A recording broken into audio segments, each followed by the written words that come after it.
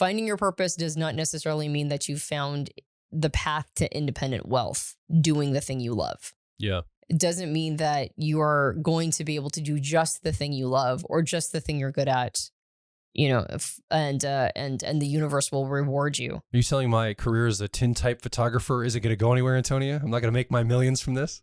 Well, I mean, That's keep not the really hope my- alive, Joel. Hi, welcome back to the Personality Hacker Podcast. My name is Joel Mark Witt. And I'm Antonia Dodge. So on the last episode, we ended up starting the episode sort of talking about passion or purpose. And then we devolved into talking about the democratization of personality types. You say we, but I actually think that I was ready to talk about purpose. I had my notes. Oh, I'm the one that devolved, huh? Yeah, I think it was pretty clear, actually. Wait till we roll the cameras and accuse me of that. Fantastic. Fair enough. But I think at the end I said, well, we should probably pick up the conversation about purpose on the next episode and talk a little bit about this. Yeah. I think it's an important topic. And I think that most people believe that if they can just find their purpose in life, things will be a lot better. Well, I know that I certainly have envied people who seem to know from a very young age, like musicians and athletes, and like Tiger Woods was given a golf club at 3, and Ronda Rousey was given a racquetball racket at 5 or whatever. It's like, wow. Or this person was given drumsticks at 4 years old, and then they became this world famous drummer. It's like, I wish somebody had handed something to me at like 3 or 4 that I was like, oh, this is what I'm going to be doing for the rest of my life. I think it's kind of like marrying young, like finding your high school sweetheart and getting married and then having this great relationship your entire life. It's very unlikely, but it just handles one of the major questions of life. And so I think that people feel like if they just knew what their purpose was, it would just sort of, it would answer a lot of questions. Yeah. A lot of questions that just go unanswered for sometimes decades, sometimes your entire life. When we work with our clients and the students in the Personality Life Path Mentorship Program, because this is a program we do those 8 weeks and we have a live event, I'm noticing, so a lot of people are in transition, like they're in a transitional moment. And often I would say maybe anecdotally, I'd say about a third of the crowd, of the group, is in a holding pattern or a waiting pattern for this very thing. They're like, I'm kind of just waiting. Some people are on like 2 years away from retirement. Some people are freshly divorced or have ended a relationship. Some people are on the verge of graduating college or university. Like there's always a coming transition or one that just happened, typically for a lot of folks that come to this program. And it's like this holding pattern. It's almost like, Joel, Antonia, anyone part of this program, if you could just tell me what my purpose is, or help me find my purpose. It's got to be obvious based on my personality type. And I just can't see it. Yeah. And so we do a lot of shadow work in this program. Like we go way into the shadow and like, maybe it's in my shadow. Maybe it's unlocked in part of my personality I haven't tuned into. Mm-hmm. Maybe it's in my shadow. Maybe it's something that I haven't seen yet. And I'm hoping that going through this program, I can get clarity on what the purpose is that I'm here to bring to the world. Yeah. And often it's a reset moment for somebody. And I think that's usually the reflection time when we pause and we go, okay, what is my purpose? Mm-hmm. What am I here to do with the rest of my life? Yeah. I suspect that one of the things that comes up very quick when people learn about personality types is the question, can this tell me what I'm supposed to be doing with my life? Mm-hmm. Right? Like, who am I supposed to be dating? Who am I supposed to be partnered up with? Who am I supposed to marry? What career am I supposed to have? What is my purpose in life? Yeah. And I do suspect that because type explains so much, the hope is that it will explain that too. Yeah, and I think that I don't know if this supposed to language is helpful or useful. Like, what's my purpose supposed to be? Mm. I don't remember what podcast it was, but a podcast a long time ago, you and I recorded. I asked the question, I said, is your purpose something to be discovered? Or is your purpose something to be decided? Because I think a lot of people feel like it's something they have to discover. Mm-hmm. They have to like figure it out. There is a purpose for life that you're supposed to be on, that word again. It's your job just to find your way to it. Mm-hmm. This comes from my old Judeo-Christian training, like my old Christian background. It was like, God has a perfect plan for your life. Mm-hmm. And your job as a good Christian is to stay so close to that plan that you're on this perfect pathway that he has for you. And, you're going to make your own choices and things, but the goal is to always get back onto track of what he's got for you. And you have to read scripture and listen for his voice. And this is how you're supposed to find your purpose. So it was kind of presented to me in my youth as like, there's one track There's a bunch of you have, as a human, you have free will. You can go any direction you want, but there's one track that God has for you. And he's always attempting to get you on that track for this destiny he's got for you in your life. And it might be just being an accountant and sharing, God with people in your accounting firm, or it might be getting into a big position of leadership or being president, or fill in the blanks of whatever it might be God has planned for you. And your job, it feels as stressful as a child, as a kid, teenager, like, okay, well, I've got to really figure what this is. And you stress about it, and it impacts like all your decisions as a young person.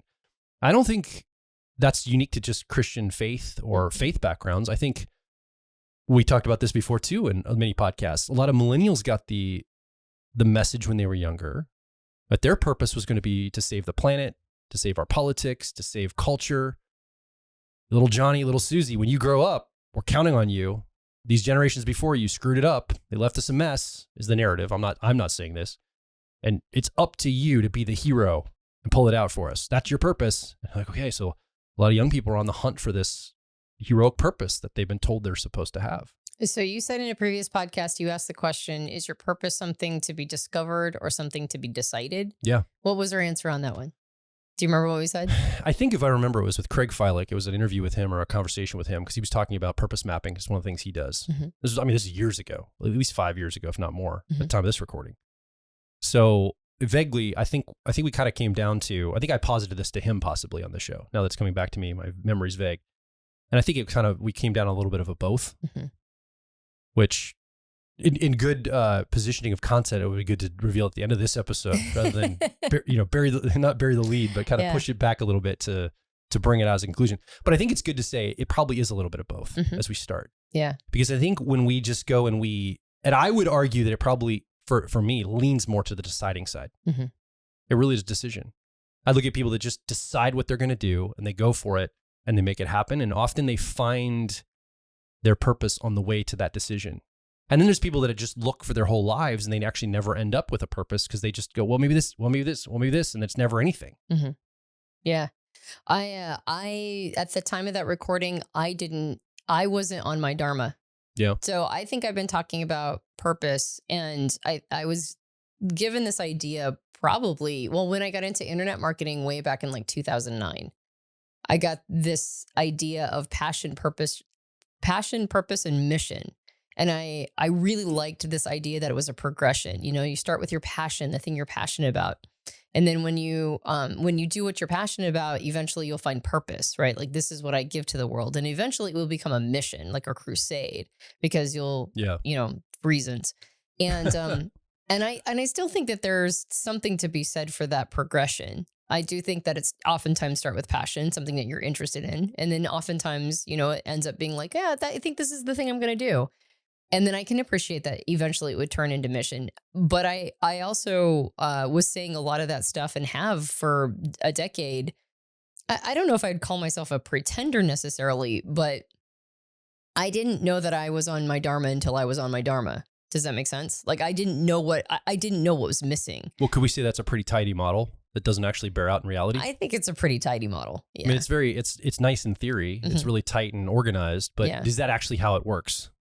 Experience. I don't know if it worked if it did work for me, if it's what eventually led to my Dharma, it's not complete by any stretch. There's like more to add to it. I don't want to put you on the spot too much. You keep using this word Dharma. This might be a new concept for somebody listening. Yeah. So, I came prepared to define it. Let's start there. When you say the word Dharma, I think it'd be nice to know we have a working definition of what do you mean by Dharma? Well, what's that? How's that different than purpose or passion? It's an Eastern philosophical phrase that's found in Buddhism and Sikhism and Jainism around this idea of one's life purpose, but it encapsulates more than just that idea, which is why I like the word, because it's actually referring to balancing the order of the universe. Yeah. Right. So it's not just I'm doing the thing I should be doing, but it's like it almost gives this sense to me when I see the definitions of it as like I'm in balance with the universe. Like, the thing I'm doing is part of the order of things. And there's this sense of, if you're part of a collective and everybody's bringing something to the group and they're presenting this thing that they are uniquely suited to do, then they're a part of an order to the group that they're feeding into. So it's like laws of the universe. It's related to laws and order of the universe. And it gives this idea that when you're in alignment with the order of the universe, then you're giving the thing that you are almost like you're made to do. Yeah. Like you said, it's actually kind of similar to this idea that God has a wonderful plan for your life. It's like, but as opposed to God, it's kind of more like the natural law has something for you to give. And when you're on that path, then you feel a sense of alignment with the universe. Yeah. So I like the phrase Dharma because when I felt it, I felt like I was aligned with with the universe. Yeah. Whether or not it was like my purpose, quote unquote, because I've said this before in the previous podcast episodes. I think that we're serially monogamous with purpose. I think we go through many purposes throughout our life. I think we're serially monogamous with passion, and I think we're serially monogamous with mission as well. Yeah. Like there's a time period where like this is the mission of my life, but then it might change. And that makes sense because as humans, we're complicated creatures thrown in complicated situations, and the system changes. And so when the system changes, the emergent changes too. So it makes sense that we wouldn't just stick with one as a general rule. In the same way that we tend to be serially monogamous as humans when it comes to relationships. Most people go through multiple long-term relationships. They don't just have one. Yeah. Some people meet who they were supposed to be with at the age of 5. I mean, my brother and my sister-in-law knew each other. They have pictures of each other like standing next to each other when they're toddlers practically. They've known each other their entire lives. And they got married pretty young, like at 19. And they've been together for, I don't want to age them, but many, many decades, later. So they're like the person who was given the racquetball racket at 3 and went, oh, this is what I do. Yeah. Right. But they did it with relationships. And I think our relationship to purpose is similar. It's like sometimes you get lucky and you just know as a toddler. But most of us, the overwhelming majority of us, have to go through multiple iterations to find the thing that we finally settle on, if we ever do. Right. I mean, I think it's okay to make changes when you're retired. Yeah. Well, and I think there's also this notion of cultural and timeline moments. Like somebody's purpose might be defined by the generation and the culture and the time they live in. For sure. I think we've had, you think of like Winston Churchill, right? I don't think Winston Churchill, when he was a child or maybe a young person, thought that his purpose was going to end up saving the United Kingdom during World War II from the Nazis taking it over. Right. But it ended up being, that's like the greatest purpose he was put on this earth for at that moment. Like he rallied the United Kingdom together and said, we're not going to just surrender. In fact, he has that rousing speech, that very famous speech where he basically says, we'll fight them on the air, the land, the water. It doesn't matter. Like they'll have to come into our homes and kill us in our beds before we surrender. We're never giving up. Mm-hmm. And he was made for that moment. And I think people are made for moments in a lot of ways. And I think that's the model we have of purpose in our lives. We are like, man, I'm going to, like we kind of have these, many of us have fantasies about maybe being made for that moment where we're going to say the one thing or do the one thing that's going to really make the difference. Yeah. As a cultural moment. The peak moment of the movie where the music swells and, and that's what we were made for. I kind of hope that that's not the case for me though, because every moment after that then is just kind of like going downhill. It's like a letdown. We'll just do it at the end of your life. Well, the other thing is context matters too. I'm thinking in terms of like, so I'm super into trees right now. I don't know. I've been in the forest a lot. You're super into trees right now. Have I told you about the eastern white pine yet, Antonia? I have heard the good news about the eastern white pine. I'm just like, I really like this tree all of a sudden. I'm like, cool. So I planted a few like in our backyard little area, like near the woods area. And I've been going into the forest as much as I can. This autumn during the time of this recording, it's been really warm. I don't think anybody in our HOA listens to our podcast, Joel. So you can go ahead and say that you chopped a little section out of the shared area to make sure that you were planting eastern white pines. That's right. So there's eastern white pines rolling, like planted behind our house in some secret locations. So they'll grow really big and tall. And I'm thinking like the purpose for a tree is very different. If it's in a national or state forest, it's very different than if it's at a logging company land that they're going to sell the lumber for, or if it's in my backyard providing shade, or if it's for getting sap out to make, maple syrup. Like trees have different purposes based on the context they're in. Like not every tree is going to be, first of all, the same tree. And then where it's planted and what it's used for matters.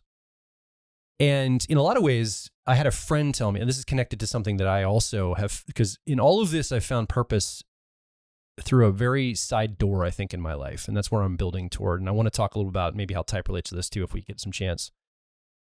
But I had a friend of mine, Larry, tell me, I was lamenting the fact of having to live on the East Coast a few years ago and some of the challenges of my sons were with their mom in Baltimore City. So I had to be close to them for, custody issues and have them come and see me and stuff. And I really wanted to move to the West Coast or get out of this area. This is all before COVID. And he goes, Joel, I think you should grow where you're planted. And I realized, that's really true. I am planted here. This is where I am. I can't resist the context I'm in. And this idea of a tree contextually has a different purpose based on where it's planted. This idea of cultural moments and generational moments and moments of the world. And so I think that we can construct and chase and decide a big grand purpose for our lives. Like, I'm going to help people and fill in the blank, whatever it is. It could be all sorts of things. But I think there's a lot of purpose available to us that's not so up at the horizon level, but it's right here in front of us, right in our neighborhood, right in our home, right in our lives. Grow where we're planted kind of purpose. And I think that's really what has spoke to me. And the other thing that has happened is as I started to work on building some talent in my life and moving towards some of the things that I wanted, even if it wasn't exactly in alignment with what really juiced me up in a passionate way, I actually found passion over time. Mm-hmm. Like when we started out with Personality Hacker, clearly I'm interested in personality types. But what I say way back in 2010 when we started all this, my purpose in this world is to help people understand their personality type. I don't think I would have said it that way. And in fact, I wouldn't even say that now because I think I've got a much deeper purpose in my life. I think my purpose with Personality Hacker and what we're doing here is to help flip personality types from something that's talked about to something that's operational. I was just talking to Dr. Dario Nardi yesterday about this. I'm like, look, we need people to be doing something with type and then looking up information, not looking up information, then trying to figure out how can I apply this? Start with application and then look for information. That's the flip we need to make with personality types. Mm-hmm. But that's on my hunt for a much bigger purpose, mm-hmm. which is that, and it really is not so much something that I do, it's something I am. Mm-hmm. That's the other thing I've learned about purpose, is it's really about becoming something, becoming this. And maybe that's, again, my personality type. I'd like to explore that. Maybe that's just my introverted feeling or authenticity as an ENFP, talking about becoming something as my purpose. And I look at the introverted judging function in my life to give me guidance there. And that's to help everybody that I encounter find an enthusiasm of being. Whatever they're doing, I don't care. If you're a serial killer, I want you to be enthusiastic about it. I mean, I'm kind of kidding. But I'm trying to make a point in that it's not qualitative to what you have to be enthusiastic about. It's that what you're juiced up about, you should have enthusiasm around and embody it and have it humming off of you. And I feel like if I can show up with enthusiasm of what I'm doing for the being that I've created, the being of my life, myself as a being, but just being in this world, I feel like that communicates to people like, oh, wait, I can have an enthusiasm for whatever I'm here to be.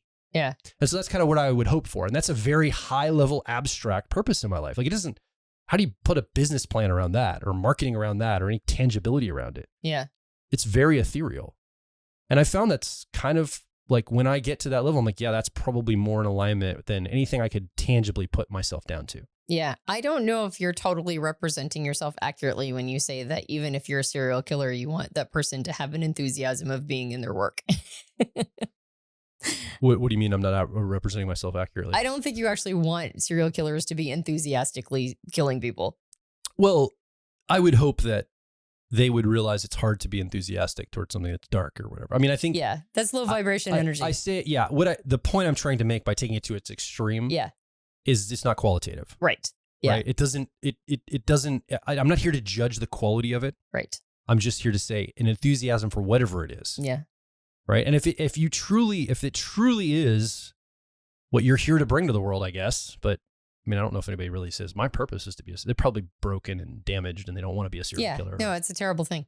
And the only reason why I pause is because I know that we're going to get somebody who's like, what? So that person would be an idiot. Antonia. Yeah. Because clearly they know I'm using this hyperbolically. Just calm down. Jill's not actually talking about serial killers. So as you're talking, I was noting that this is another opportunity to look at things in terms of systems thinking. Yes. So systems thinking, if you haven't heard, are like every time I try to sneak it into a podcast, systems thinking is an idea that there's no such thing as cause and effect. There are emergent properties of systems, meaning that there's not one thing that leads to one thing. Yeah. There are multiple things that if they're all running in a system together, when they operate and run in a system together as they are in whichever system you're looking at, then there's what's called an inevitable emergent, meaning that the result is the only result that can be gotten from that particular system running in that particular way. And I think this idea that is purpose or is Dharma or, whatever we want to call it, is it something that you decide or choose, or is it something that's found? Or excuse me, what was the other one? Was discover. Yeah. I would actually say for me, it was something that emerged. It emerged from a system running. Yeah. And until I had the nodes of the system set up in a proper order, and maybe I didn't have them set up in the proper order before because some of those nodes were outside of my power. But as soon as I had the system set up in a certain way, then Dharma became the inevitable emergent of that system running. So and I think some of those nodes are discovered, and I think some of them are decided. Yeah. And that's why there's this back and forth. Is it decided or discovered? I think some things some of the nodes in that system, and a node is just an influential aspect, something that's happening in that system that is influential. In the same way that a car is a system, and there are influential parts of the car. Like if the engine isn't running, the car is not going anywhere. That's an influential node in the system. If the engine is working fine, then you have to look at other influential nodes like the transmission, right? Or the flywheel or the brakes or whatever. Or the temperature outside. Or the temperature outside. You used to live in Alaska. You got it. Cars wouldn't start. Mm-hmm. Everything's working perfectly in the system of the car. Yep. But for some reason they're not starting. Well, something in the broader system changed. You got it. It's frozen. Yep, exactly. So there are different nodes in a system that allow that system to operate in certain ways or have certain emergence. And I think Dharma is an emergent. So I'm kind of piecing together what some of those nodes in the system are. Yeah. And what you're talking about is the node of environment. Yeah. Right. Like the what's going on in the outside world. When you talk about Winston Churchill, you're talking about like what was the environment that he was in that gave him certain opportunities to evidence what his quote unquote purpose was. And so environment is a node in the system. And that's one of the ones that is sort of in our hands and sort of not. So you also mentioned timeline in which you live. Well, that's completely outside of our power. Like we rolled the bones. Now. Yeah, right. Stop talking about time machines. It's not going to happen. And so I do believe, who was it? It was Stephen Hawking who said that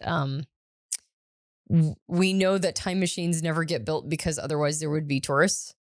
Right. And so it's like, well, we don't have a lot of time. And if they are, they're real sneaky and they do a very, very good job of not letting the cat out of the bag that time machines have been made. Yeah. But let's pretend that they haven't. And at least at this time period, they haven't. So we don't get to choose what time period in history that we are born in and live through. That is a node that's totally outside of our system or outside of our control in the system. But opportunities emerge from those moments in that timeline and from that environment. Yeah. And whether or not we take advantage of opportunities, that is something that's more a node that we can influence. Maybe we could say it this way. There's trajectory lines that are sort of like timelines. Like there's a timeline right now. I mean, Elon Musk keeps building rockets to take us to Mars. That's what he's dead set on this. Like he's not going away from it. He wants us to go to Mars. Like that's his number one goal. And so there's this trajectory line and it's like, okay, well, if that's the trajectory and you feel in alignment with that, then you need to be asking yourself, okay, on that trajectory, what's going to be needed on Mars? What's going to be needed in that reality? Yeah. Or maybe you're not tuned to that. Maybe you're tuned to a different reality. Maybe it's more of a social cause here on Earth in the country you live in. And so then I'm tuned to that trajectory that I'm going to. So I think timelines aren't necessarily, I mean, there's a broad timeline of time itself. But I think when I think of timelines, I think of like these trajectories that shoot out. You kind of go on a course of life.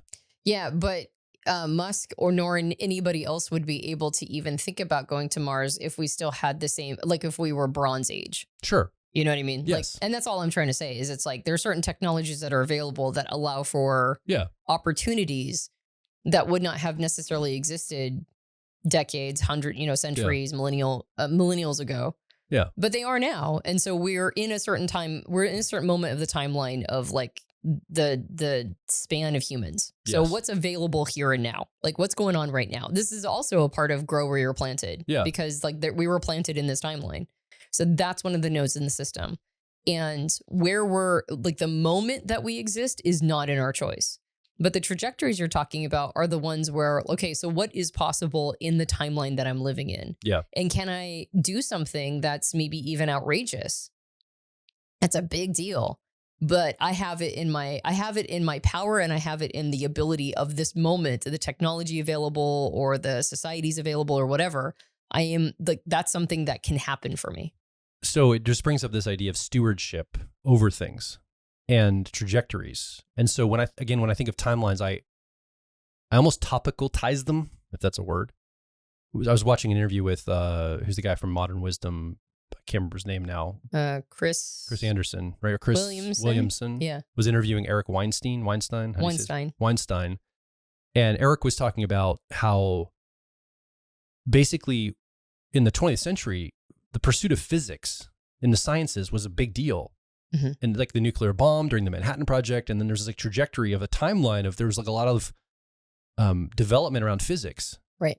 And by the way, I don't understand all of what they were talking about, but then he starts talking about quark theory and string theory and all of this, quantum theory. And Eric was positing that might have been insinuated or put in as a red herring in the physics world to get them distracted from some of the development because they didn't want them developing nuclear technology that could blow us all up or something. Right. And so they got distracted here. Like a hydrogen bomb or something. It might all kind of be BS or not totally like a thing. Right. To kind of take the scientists off a different track. And then he said like, Which is brilliant if that's what they tried to do. And then the sciences have now been hijacked into like biology and social sciences.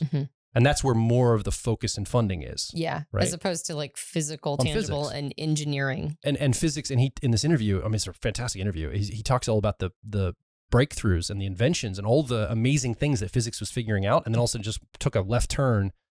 And now it's social sciences and biology. And the developments aren't as much as we had at one point. Right. And so he's just like, that's a time. When I say timeline, I'm saying that there's that physics timeline from the 20th century still exists, but no one feels the purpose not enough people feel the purpose to connect to that, to steward it and kick it forward. Right. But there's value there, but it got off rails. And so when we think about our purpose, we're not just thinking about like the moment we're living in and exactly what's needed now, because we're all seeing it from our social perspective and what's happening to us in our lives.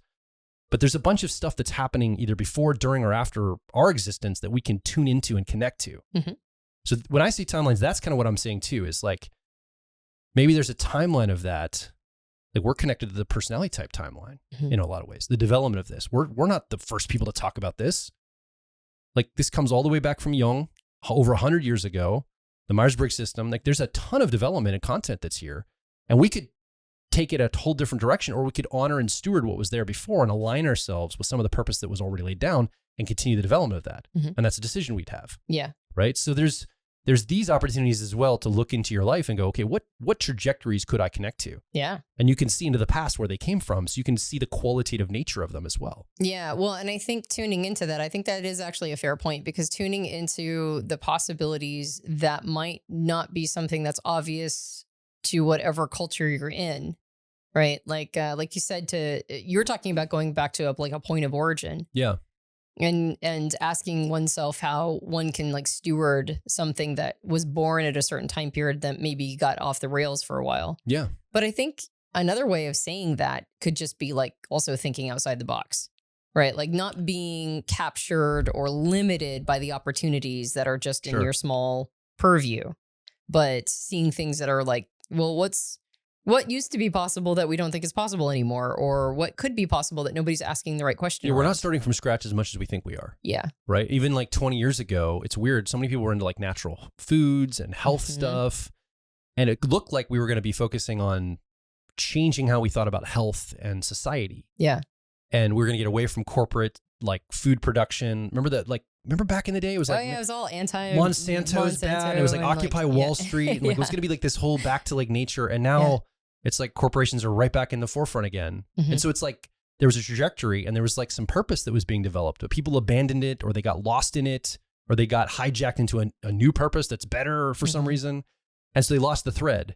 Yeah. And so what I'm saying is, not only do we have to connect to this, but that has to be nurtured. It has to be kind of continued. It's not something that just it's not going to just happen just because people do this. Yeah. Right. So purpose requires us to maintenance it too and be part of it on a long enough timeline. Yep. Yeah. Well, actually, that goes to another node in the system, or think that we do influence, which is dedication or stick-to-itiveness. So is it okay if I Please kind of go, almost abandon a little bit what we're talking about here and go to what I think are more foundational nodes? So I do think the moment in the timeline in which we live is a foundational node. And I think it's good to mention it first, even though you have made some good points about there are things that we can control in all of that, or at least choose or decide or see through the lens of. But we're not, I don't think we're in disagreement that you cannot choose when you're born, right? Like that's something that's chosen for you. Yeah, correct. Right. And so, or where you're born. Or where you're born. When and where it happens to you. Yeah, exactly. And so, so that it's important to understand that that's a foundational idea in this idea of purpose, because there are things that can't be chosen that are still relevant. Yeah. They still influence the system. In systems thinking, that's initial conditions. Yes, thank you. So we're taking into factor that when we talk about a systems approach to anything, right, we have to account for the initial conditions that system operates in. Yes, exactly. So where and when you're born is part of the initial conditions of your purpose of life. That's right, exactly. And so there are nodes in the system that can't be chosen. But there are nodes in the system that not only can be chosen, but must be chosen. And I think one of those, and it makes me think of Scott Galloway's statement around how don't choose passion, choose talent, and build skill. And I think Cal Newport in So Good They Can't Ignore You also has this argument that that it's better to, instead of waiting for your passion, to build career capital. Yeah. And I think both of them have this, like the theory is choose something you can get really good at, not just good at, but great. Like choose something you can, that you can be great at. And I think Scott Galloway's basically his premise is do something that you like, at least don't hate. Yeah. Right. So don't choose something you hate, but choose something you enjoy, that you're good at, that you have a natural talent with, and then stick with it. And Cal Newport's like, do it through career capital. So what I'm hearing basically is a node in the system of purpose. And I do, at least with my sort of path of purpose, building skills and getting really good at them was a major influence in me finding Dharma. Yes. So I think if it's okay and it's not too self-indulgent, I think I'd kind of like to talk about sort of the phases that I went through that eventually got me to a place where I think that I found that sense of purpose. Let's do it. Like the higher purpose. Okay. So I think the track that was laid, because I never knew what I was supposed to be doing. I just always chased skills. And so when I saw an opportunity to build a skill that I thought was like on a principle level, I'm like, that's one that's going to set me apart, right? That's going to be that's a competitive advantage for me to be able to do that, or just build skill because I'm bored and skill building is more interesting than doing nothing. That was also another factor. But one of the opportunities I had when I was young was to become a skilled public speaker. And I was part of, and I've talked about this before on the podcast, I was part of like basically a weekly school my entire life that allowed me to understand the principles of public speaking and to notice word whiskers and to not say things like, and then understand the cadence of how to talk, how to fillet out a point or to have a single concept or idea and then really expand upon it enough so that another person could understand it. And then how to express and be articulate. All these things were taught to me when I was quite young. And I took every opportunity I could to get better and better at it. And I did it through a lot of impromptu speaking, a lot of just saying, hey, if you need a speaker, let me know and I'll fill in. So a big part of how I got to where I'm at is I took the opportunity to build a skill that most people don't have. In fact, I would say, if I'm not mistaken, public speaking or speaking on a stage is amongst people's like top 3 biggest fears. I think now it's just talking to anybody you don't know. It's a big, huge fear. Like, I don't think it's even on stage anymore. Yes. Like walking up to a stranger and just talking to them. I think a lot of people have anxiety around that. They do. But at the time that I was young, that was a little bit more normalized. It was like people didn't have a problem talking to strangers, but they definitely had a problem talking on stage. And so I was like, that's going to be a competitive. I don't know how it's going to be a competitive advantage yet. I don't know how it's going to figure in, but I'm And by the way, I was really scared of it at certain time periods of my life. When I was really young, it didn't bother me because, of course, like nothing really bothers you when you're really young. But when I went through what Timothy Leary would call the sociosexual imprinting phase, that time period where I was, I hit puberty and now I was like aware of a bigger context, and now I was embarrassed in front of my peers. I went through a time period where I had actually been pretty decent when I was younger, but my voice quivered every time I got on stage, like really quivered to a point where it was super obvious. And I had to push through that to get to the other side. So knowing now that that's a major part of my story, I would say just sticking with that, building the skill of public speaking was maybe the best gift I gave to myself. And then a little later in my life, I recognized that I no longer aligned with the religion of my youth. And then I had to leave. But the challenge is that I had never known anything else. And so I had to deprogram myself. I had to deprogram myself from all of these beliefs that no longer served me, that were no longer the framework of how I saw everything. And when I was deprogramming myself, I also had to learn how to reprogram myself because everything left a vacuum. So I would say like the next really influential piece of me finding Dharma was learning how to reprogram a mind, and to do so voluntarily. And it took me literally years to figure it out. But because I had to, then that was a skill I developed that I don't think is common. Yeah. Then I chose personality types as my profession because I had always been interested in it. It has always been something that, even though my interests in other things came and went, that one was steady. So I chose to be in a field of an interest that I just had my whole life. None of this is purpose, by the way, at this point. I had not locked into purpose at all. I would say the closest thing was passion, but I wouldn't even say that I was passionate about personality types. I was just fascinated by personality types. So it was even more of a fascination than a purpose or a passion. And then as a part of that, I had a talent for coaching. So I capitalized on a talent. And by the way, I wouldn't have said that I had a talent for public speaking. I may have had, but I wouldn't have known it because I started so early and because I was so terrified of it during my teenage years. Yeah. So whether or not I had a talent for it, I don't know. I just know that I pushed through and built skill. I had a talent for coaching. And so I continued to do that. And I built enough skill in that so that I became very good at it. And then finally, after doing a 5-day live event of Profile training, one of the days we were supposed to have, you mentioned Dario earlier, we were supposed to have Dario as our guest speaker that day, but he couldn't get there for some reason. I want to say that, I don't know, he's like stuck in Norway at the time, or just it didn't work out. He was supposed to be the person, but it ended up not working out. So we had to fill that day. And we had just spent 5 days teaching Profile training, which is like high intensity, exhausting. I always spend that bonus day when somebody else teaches. I always spend it like hanging out in the back and just enjoying that I get a, benefit from somebody else's teaching. But we had to fill it somehow. And we didn't have anybody else. It was kind of last minute. We didn't have anybody else as a replacement. So I ended up guiding people in a group, an introspective group experience. And while I did that, because I was starting to study Jung's work, which was also interest based, I started talking about sort of these archetypes of, Jung's archetypes of self. And during the day, I was guiding and leading and talking to people individually. And I ended up doing group coaching that was transformational for a couple of people. And I went, oh, wow, that was amazing.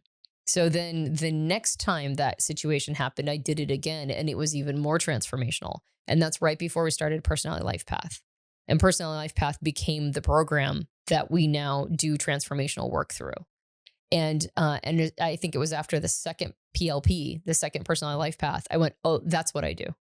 That's what I am. That's the widget I am in the universe. And I would say that Dharma just hit me. I was like, that's what I do. So when we were talking about purpose or Dharma, I went back and tried to figure out what the formula was for myself and thought, okay, so what were the things I could pick out there? Yeah. Can I mention a couple of things I noticed before you jump into it? Yeah, absolutely. I just want to just do a couple of things. I wrote a couple of notes down. One thing is, so you found purpose through all of this, but one key thing is we did this talk back at our Washington, D.C. personality profiler training. Yeah. We talked about Your Mess is Your Message. Yes. You can find the recording online. I think it's an old podcast. I think it's a good one. Or at least the video.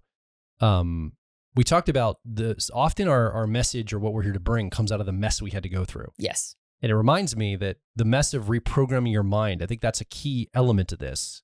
Your purpose wasn't, I need to reprogram my mind. That's my purpose in life. But in a way, the requirement that you had to do that through, like you need to do that, you had to escape your religion. And then the substrate of your mind is gone. Like all the architecture of your mind was based on that religion you left.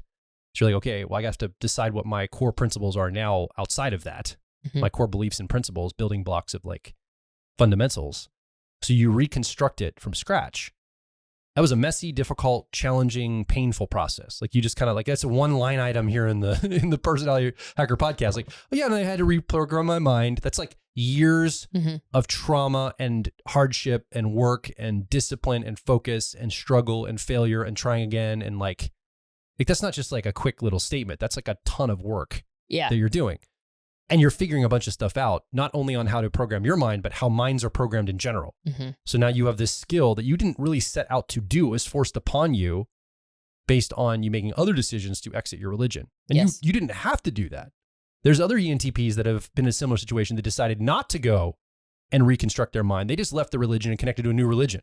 Right. They went, I'll just take the same building blocks that are structured in my mind, and I'll just change the content out. Yes. So instead of this God, I'll have this God. Instead of this book this holy book, I'll have this holy book. Instead of this rite of passage, I'll have this rite of passage. Whatever. Like they just flop in new content and they keep the same, or even against the religion they left. Yeah. That's still new content, but the same framework. I was going to say, even if a person ends up going like agnostic or even atheist, a lot of times they're looking for replacements for the vacuums. Yes. And they're not actually going to the fundamentals and rebuilding. Now, some people are, but that wasn't something that was but that was key to it because it served you later.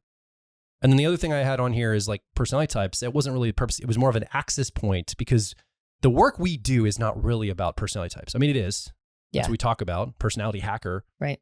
But personality types are the access point to the real work we do. Yes. Like it gives us the best access for shadow work through the PLP program, for example, or life purpose, like we're talking about today. Like often personality types are the on-ramps to the highway of the thing that we're here to do with our clients and our people. Right. And then the final thing I'll just mention that I noticed, and I'm sure I noticed more, action was part of all of it. Mm-hmm. Like it wasn't, I studied this and I read this and I ruminated on this, although there was part of that, but you were doing things. You were changing your behavior.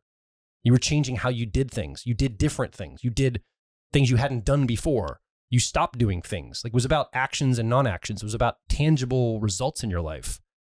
And that can't be discounted. Like, how many people try to find their purpose by just like stewing in their thoughts and their emotions of something? Yeah. And I think the talent that you're building, part of why it works so well to unlock or find this is because of the action associated with it. You're actually doing something. So it's not just thought or emotion that you're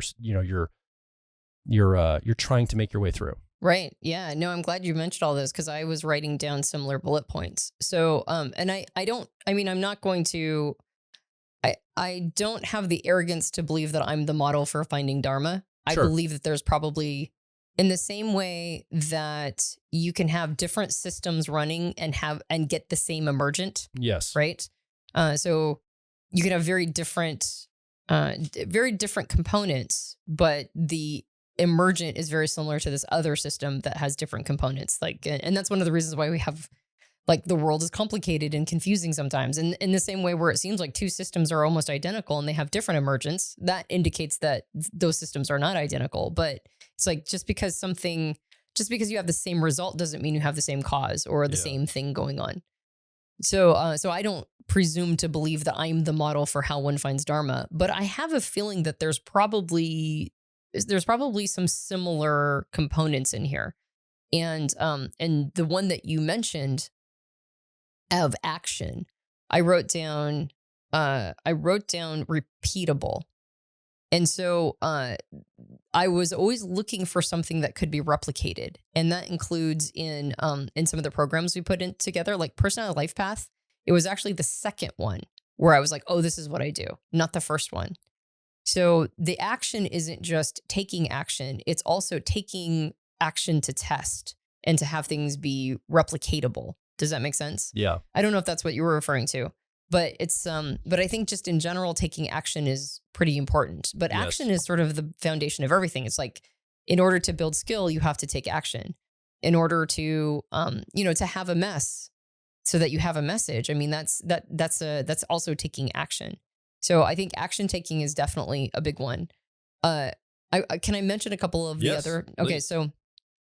So obviously you mentioned skill development, and I hearkening back to Scott Galloway and Cal Newport, I think if people focus on skill development more than purpose, they're more likely to find purpose. Yeah. Right. Because I think focusing on skills that are particularly in alignment with your talents and skills that set you apart, right? Or things that help you have, I mean, you could say a competitive edge in the marketplace or whatever, or like building career capital. But I think what it really is that it's something that you can almost like turn into it's uniquely yours. It's like, it's the thing I come and present to others. It's part of my value. It's part of what I have to offer to other people. And I think the reason why that gets you closer to purpose or Dharma is because Dharma doesn't exist without offering, right? Like that's part of it. Dharma is your place in all of this ecosystem. Yeah. So if you come if you don't have anything to offer, then you're not in that sort of like the law of reciprocity and the law of giving and the law of figuring out where you fit in the social ecosystem, right? You're not part of that dharmic law. And so skill development gives you something to offer. It makes it so that you're part of the ecosystem of giving and receiving. Yeah. And so I think skill development might be one of the most important nodes in the system to have dialed in. I agree. And I think what it does is it gives you the ability to take opportunities when they present themselves, and it will show you what opportunities are out there. So as you build skill, you're looking for those skills to be demonstrated in the world. So now you're seeing more possibilities of them being applied, first of all. Yep. And then the other thing too in this is that when an opportunity presents itself, well, you have the skill to capitalize on it. I mean, I can remember this moment. I think I mentioned this podcast before. I'm sitting at a conference, 2008 or something. It's like one of those blogging conferences or new media conferences. And everybody's like doing deals and there's these blogs starting up and all this stuff. And I'm just talking to this one woman about, what she does. And she's like, I work for a publishing company and I help new authors. I discover new authors, brand new authors, especially young authors, and help them get their first book done for this like random house or one of the big companies. And she was at this conference looking for bloggers and social media people. I'm like, oh, and she's like, by the way, do you have a book idea that you'd like to pitch to me? And I just like a deer in headlights. I had tons of ideas, but I had no skill in talking to a publisher or pitching the ideas, so I just bottlenecked. I couldn't think of anything. And she's like, oh, well, here's my card. If you ever think of something, contact me. I lost the card like the next day on the airplane home or something. Right. So I never know this woman's name, but I missed a huge opportunity because I didn't have the skill of pitching a book proposal or an idea. I didn't even know I was going to run into this woman, this person that could probably publish a book, years ago and give me a head start on my career. I was kicking myself that I hadn't had skill in being able to pitch somebody or offer something like that in that dynamic. I had some sort of theories around maybe how it would go if I ever had like sort of an opportunity, but you don't think about those real opportunities in your life. So just imagine I had the skill and that opportunity presents itself. I could capitalize on it. Churchill, I mentioned earlier. Churchill was only equipped to rise to the moment of the time he was born and what needed him for his country because of skill he'd been a statesman for years, right? He'd been oration, he'd built skill around oration and leadership and all these things. So that when the moment comes and the Nazis are at the door, well, he's equipped to step into leadership and help the British people overcome this obstacle during a war. Had he not built that skill, he would not have been equipped for that. And who knows what would have happened to the United Kingdom? Maybe it wouldn't have survived like it did. Yep. Who knows? Who knows? So the skill, I think, is so important, like you're talking about. Well, and you just mentioned a second one that I wrote down, which is opportunity. Yeah. And that, that goes to timeline and environment. So you can't really choose your timeline. We have some control over our environment if we're lucky, right? Some people don't. Some people have no control over their environment. They are like that grow where you're planted thing. They are stuck. Yeah. Other people have some capacity to move around and to change their environment. But regardless, every environment on a timeline is going to have, even if they're very small, they're going to have opportunities. So the next node in the system is being willing to jump on opportunities, being ready for them. when they come. And in that moment, it's like you said, you didn't know that you were going to talk to somebody who was in the publishing world. You didn't know you had to have a pitch ready. But in the moment when you realized that it, like she was like, well, if you ever have an idea, it was like, it would have been best to already have your pitch. The second best thing was to grab her, you know, to take that business card seriously and develop a pitch. Yeah. And then the losing of the card, the not getting on it, right? Like all of that. That was allowing an opportunity, you know, letting the antelope on the Serengeti run by. It's like the opportunity's over. So the more opportunities we capitalize on, I don't think it was your Dharma to be a book author. No. I don't think. Maybe it was. We've written a book. Well, but I mean, it wasn't my purpose. And it's still not your Dharma to have written one. No. Right. But that could have led to another relationship, which could have led to another relationship, which eventually could have, you know, gotten you on a different trajectory or path. So every opportunity is a way to open up new opportunities, right? They tend to sort of create themselves. They get into their own generative dynamic. And then now you've got multiple opportunities oftentimes. So the first one is build lots of skills, right? And especially skills that you enjoy. And the second one is to jump on opportunities, to be and that takes action, right? Like you mentioned before. And then another piece of it was commitment, the willingness to commit to something on a long timeline. Scott Galloway talks about how most tax accountants, being a tax accountant is not their purpose.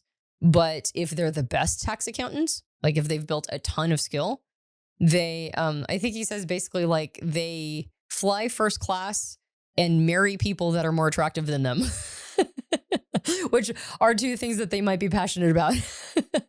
So that willingness to commit to something and to see it through until you become great. Yeah. So it's not just being good, it's being great and committing.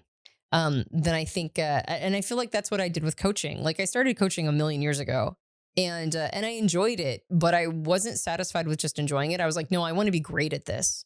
And so I committed to it for a long time. And I wouldn't say that at any point was coaching my Dharma. I would still say it's not really technically it.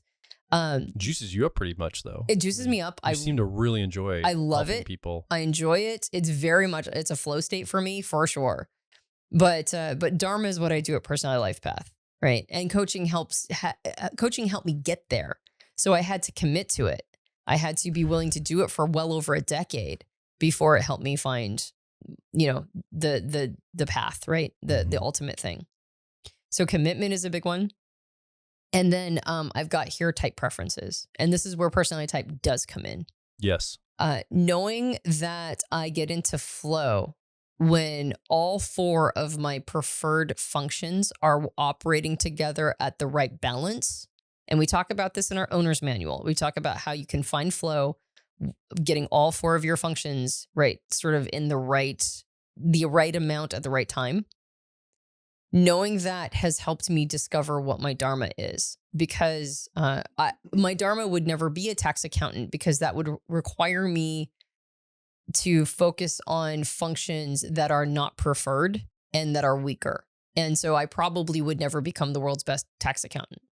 But there's a lot of different possible things. Keep hitting my microphone. There's a lot of different possible things on the table that do utilize my type preferences of extroverted intuition, exploration, introverted thinking accuracy, and extroverted feeling, harmony, and introverted sensing memory. All four of those. But it needs to be leaning much heavier on my intuition and thinking than on my feeling and my sensing.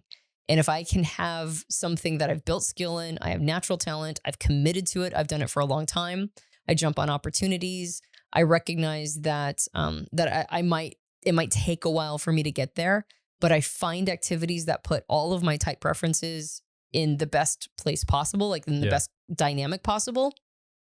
I think that's a big one.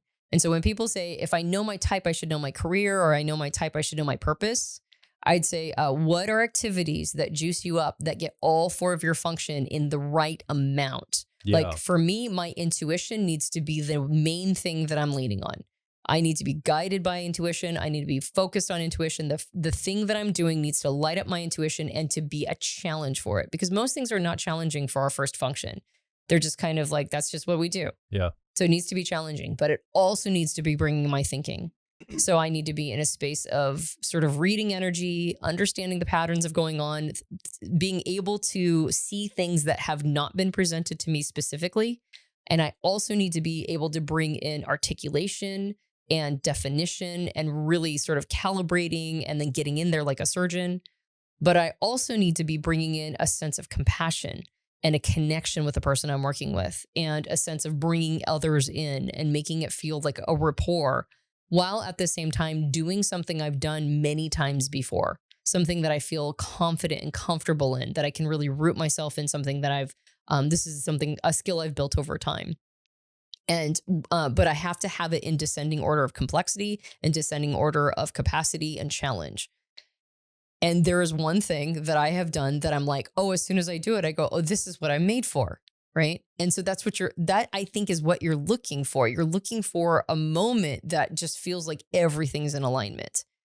And I couldn't have done it had I not built skill in all of that. I couldn't have done it had I not put myself in those opportunities and committed and been willing to do all of it, even if I never found it. Right. Like even if I never found Dharma, this is still what I'm doing and I'm good at it. And so I'm going to keep doing it. Yeah. So I think those at least for me were the key nodes in the system that helped me find that ultimate purpose. And I might just be serially monogamous. This might just be my purpose for a time. And I'm fine with that too. So have you covered all the nodes that go into I think this is really brilliant though. Like the measuring I'm hearing you say is about being in flow. Like your personality, if you look at your 4 cognitive functions, they have just the right amount of stress on each of them. That's a great way of saying it. And you're in flow. Yeah. And often if you're in that space, you're probably on more of a purpose than you would if you weren't. Yes. You're probably closer to your purpose. Like that's a good way to, wow, I'm lit up around all these things. This must be what I'm here on earth to do. Yes. Because I can feel it in my entire personality organized this way. Yeah. And it has to be the right, like you said, the right amount of stress, the right amount of challenge. Yeah. And there's a lot of things that can do that for no matter which personality type you're talking about. Yeah. Like it's not just one thing that matches with each type. It's like there's quite a bit that could be something that challenges you at the right amount. Vulnerability is going to be hard here. If you're the thing that I think a lot of people resist is when you have a challenge in your life, it can be very humiliating to overcome that, right? You get kicked out of your religion, you have to reprogram your mind. There's some humiliation there. And so if you to bring that mess as your message, it's like you have to then show all the vulnerable parts of yourself. Yes. This is super hard. Yes. Actually, to go back to that node, that your message is your message, I think it's a willingness to learn through humiliation, right? That's what a mess is. A mess is usually humiliating. Yeah. And I think that you can take a humiliation and you can ameliorate it into something that, because what's the point of that? Why is your mess your message? Because usually it took you 10 years what you can train somebody else to do in 2. Yes. Right? That's the point. The point is that you learned all the lessons. You learned all of, like, everything about that was really terrible and tough and awful and difficult. And now you're going to save other people countless time, energy, frustration by saying, well, when I got through it, this is what I learned. But there is vulnerability there. And I would say that if I had to paint you as an energetic signature of what you do, Antonia, as far as your purpose here, it's to hold people in the midst of the humiliation that they face as they reprogram their minds. I think that's the best way I can articulate it right now. Like, I think that's what you do. Like, I think you help people suffer through that feeling of, man, I'm in a mess right now. I've got to reprogram something. I got to go through a transition, a metamorphosis in my life. And I feel silly. And then you come in with this TI non-judgment, introverted thinking, accuracy, non-judgment for somebody with the compassion of your extroverted feeling or harmony, lit up with your intuition and the stableness of your memory, right? Your introverted sensing, and you hold people in that moment. And so going meta on this entire thing, how do you say that to somebody? There's no elevator pitch for what I just said about what you do. Right. I mean, even me articulating it strips it of its weight and its power and what you're actually doing at an energetic level. So what do we tell people? Right. When we're messaging or quote unquote marketing something, we're like, well, our personal life path mentorship helps you find your purpose and your pathway, and it does shadow work. And we go into your personality type, and all of that is true. But all of that is just the on-ramp to what's really happening. Right. And so I think when we get, and this goes all the way back to the thing I said at the very beginning, it's less about what we're doing and it's more about who we're being. Because I think if you're really, truly on purpose, it's going to be hard to build an elevator pitch around it. It's going to be really hard to codify it and snapshot it like a trading card and then trade it for value. Often what has to happen is you have to live a dual life. You have this secret Dharma purpose that you're running, and then you have to figure out a way to interface with the world around it. Because typically the very things that are at the core of us as humans, like the deepest parts of us that we're here to bring, the resonant parts, the being parts of us, these aren't marketable, Fortune 500 company level branding parts of ourselves. You're not put a little brand on it and shine it up and sell it. Yeah. But it's the thing you're here to bring. So, and it's hard to even get a definition around it sometimes because it's more energetic and nuanced and like embodied. Yeah. So often what purpose is in the skill building and all of that is you're looking for the interface for the purpose you're supposed to bring in the outside world. So by building skill, you're adding in more and more possible interfaces. Right. More and more subjects more and more things you're attuned to and you have talent for. So our talent is with type. We can help people understand their best fit type. We can talk about type on these podcasts. We can talk about personality types all day long. Type. And then people want us to talk more about personality types. They come and ask questions about personality types, et cetera, et cetera. But our purpose isn't to help people understand what a INFJ is or an ENTJ, although that's part of it. That's the pathway to it.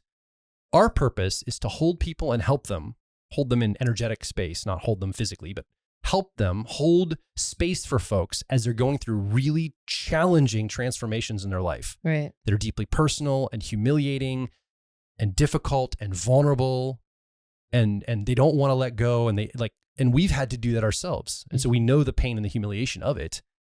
But how do you message that? How do you market that, right? Yeah. So what we do is we keep pushing out personality type, personality life path mentorship, come and be part of this program. Go into shadow work. Look at where you're going to have the transformation. You're going to have a pathway for your life. And all those things are true.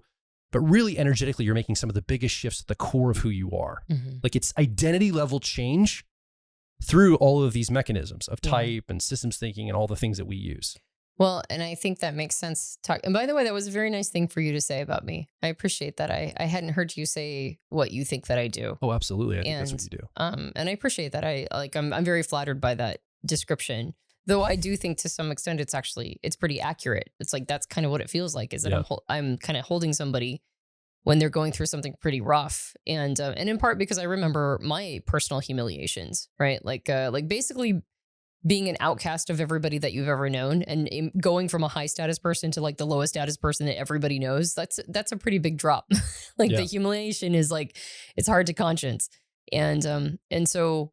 Having been there and having known what it feels like to have everybody in your life think that you're the worst person that they know now, it's like, okay, well, if you can survive through that, you can get through just about anything. But you can also hold space for somebody else who fears that, who fears that if people know who they really are, they'll hate them and malign them and push them out of the tribe. And thank goodness most people don't have to experience that. Yes. Yeah. But when you have that purpose in your consciousness, because again, when somebody comes up to you, what do you do for a living? I hold energetic space for people going through humiliating transformations in their life. You can't say that. What? Like people will be confused. So you say, I help people understand their personality type and get along with others. Yeah. And I would say though, lately, I just want to make one more statement here about I don't want it to, I've already hogged the conversation. You didn't hog anything. You are currently helping run operations. We had some staff changes recently, and you're operationally every day meeting with our team and helping do like the detail work. You'd mentioned, I'm never be a good tax accountant, but you kind of find yourself in this sort of accounting management role right now of keeping track of details. And I would say, we could say, well, that's not your purpose, but it's certainly part of operating an entity that does provide for your purpose. Yeah. And so when we're on purpose, sometimes we have to, again, live dual lives. We have to do a bunch of BS that we think we're above. Like, I'm above this. This isn't my purpose. But it's facilitating something that is truly your purpose. And if you hold that in your sense of self and your consciousness, that here's what I'm here to bring to the world, whatever that is, it gives you a lot of energy to do that BS stuff that you don't want to do because you realize it's for that higher purpose that you have. Yeah. Yeah. And so it enables those things, I think, to be less challenging, like not as painful, not as difficult, not as upsetting, and not as boring.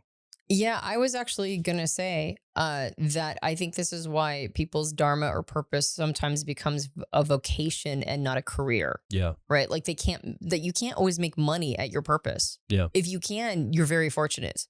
But there's a lot of people whose purpose is their family. And so they go to work every day to make money to support their family because their family is their Dharma. It's their purpose. And you don't make money taking care of your family. You make money to take care of your family. Yeah. And so I think, and I don't think there's anything wrong with that. And I think for most people, their Dharma or their purpose, unless they're subsidized, unless they're like independently wealthy or somebody is covering them, most people have to do a bunch of stuff to subsidize their purpose or their Dharma. And doing operations, I mean, one of the great things about doing operations for PH is that everybody who works with us is an awesome person. Yeah. Right. So that makes life a lot easier. But it still is a lot of detail work and it's kind of soul crushing sometimes. But like you said, I'm like, well, if I don't do this, then I don't get to do my Dharma. So I guess I'll do this too. And I do think that needs to be accounted for when somebody's trying to find their purpose. Finding your purpose does not necessarily mean that you've found the path to independent wealth, doing the thing you love. Yeah. It doesn't mean that you are going to be able to do just the thing you love or just the thing you're good at, and the universe will reward you. Are you telling my career as a tintype photographer isn't going to go anywhere, Antonia? I'm not going to make my millions from this? Well, I mean, keep the hope alive, Joel. Go film Eastern White Pines. There you go. And see if you can just make money doing that. So these are some key building blocks. And I think also the last comment I'll make, and you might have some more comments before we wrap up, but different types are going to approach this differently. Yes. I don't think purpose has to be global or grand. I mean, some people find a lot of purpose in being a mother or a father. Absolutely. Or in doing their day job or being a farmer it doesn't. Or volunteer work for their community. Absolutely. Yeah. Like being on the HOA for your community and just helping to make sure the neighborhood's chill, right? That's right. And doing well. Like whatever it is for you and the state, and again, where you're planted and the timeline you're on. And maybe people are like, they have a purpose of life, but they're past the contribution element of it, right? Like I'm sure Winston Churchill, he's not on his purpose the last few years of his life necessarily. It was maybe during World War II when that was like his biggest moment to shine. So again, there's a timeline of our life too, where we have more engagement with the purpose that we're here to bring versus not. Yeah. So I think we just keep those in mind because it's not always this grand I got to save the world thing that I have. If I don't have that, I have nothing. It's like not all or nothing. Well, and I can hear this message changing from about 10, 15 years ago. But I do think that if you can find magic in the mundane, if you can find purpose in your day-to-day life, and sometimes, we talked about this last podcast, a lot of us have our dopamine receptors all burnt out because of unearned dopamine. Yeah. And it's hard to find joy when your neurotransmitters, when your neurotransmitters are not showing up for you. But I think if we can find beauty in our day-to-day life and without forgetting to build skill, to become great, to honor our type preferences and do things that are challenging to them in the right amount of challenge, and to stick with things and to contribute and to understand that Dharma is about being a part of a bigger system, right? I think if we do all of these things, I think we can find purpose, not necessarily get rich off of, becoming this artist that everybody wants to now buy my art or whatever. But we can we can be spiritually wealthy by doing things that are in alignment with what we're here to do. And I think more of that is found in the mundane than in the amazing. Like you keep referring to Churchill, which is he had these moments that were incredible. But the reason why you're referring to him is because he is somebody whose name goes down in history and that we all know. Do you know what I mean? But there are people who have had those kinds of moments throughout their life or not those kinds of moments where like there was so much weight on it, but they've had these peak moments. They've had these moments of contribution that were much, much smaller, but no less significant for the individual. Yeah. And that's what you're looking for. You're looking for personal significance while you are contributing to others. Yeah. So you've been listening along to this episode with me and Antonia. You haven't had a microphone, but I do think you probably have a lot of things to offer at this point. You've heard us kind of talk about this back and forth. So what's coming up for you as we talk about this? By the way, I would also tune you into, I think one of the best places to start on the journey of purpose is to really get in touch with your personality type, because it puts you on the pathway of knowing about yourself and what juices you up. So those Right. things that Antonia talked about, you want to get all 4 of your cognitive functions, technically called cognitive functions. These are ways your mind makes decisions and learns information. If you want to get these humming to their just proper stress levels to feel that flow we were talking about, we actually have an entire module in our personality owners manuals. We have one for all the 16 types. One module alone talks about getting into flow, like just how to get into flow, what it looks like for your type to be into flow. What could this feel like? Some of these ideas. And then this is a great launching place for you on your journey for purpose, or maybe you're already on your purpose. You just want to add to it and know more about how you're wired. This is a great opportunity. So I recommend, well, I'll say 2 things. Head over to personalityhacker.com and get the owner's manual for your personality type and start this journey. Start down this road of purpose in your life, of really knowing your personality type on that side. If you want to join a PLP or something like that, welcome you to do that too. But start there. And while you're at personalityhacker.com, getting your owner's manual for your personality type, under this podcast, tell us what you're thinking. What's coming up for you? You have questions, comments? Do you have a story to share with us about finding your Dharma or purpose in life? And we kind of got away from the word Dharma, but really we're talking about Dharma, even more than purpose, I think. Yeah. What is your Dharma? Have you found it? Are you on the hunt for it? Is it something you struggle with? Do you have multiple ones? Have they evolved over time? Like, I want to hear about this. So come over to personalityhacker.com, make your voice heard. Let's get a conversation, a discussion started under this podcast about how people are resonating with this, and your voice could kick it off. So come over and make your voice heard. Yeah, and if you enjoyed the podcast, you can subscribe to us on whatever platform you found.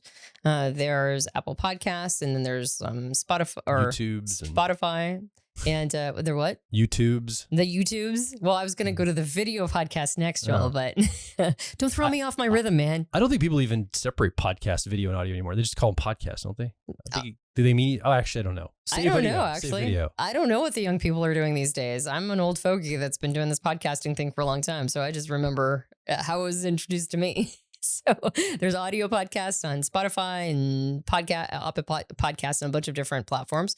So please feel free to subscribe wherever you found us. But we also have a video podcast, as Joel mentioned, which you might not create any distinction between, but I do because I'm just old. So if you found us on YouTube, or if you want to watch the video podcast, go to YouTube and go Personality Hacker, and then you'll see this podcast show up on video. And if you enjoy it, you can subscribe, and hit the bell for future episodes to come out. And as Joel mentioned, you can also go find yourself a copy of the owner's manual from at personalityhacker.com. Totally recommend it. Yeah. My name is Joel Mark Witt. And I'm Antonia Dodge. Looking forward to hearing about your Dharma. We'll talk with you on the next Personality Hacker podcast.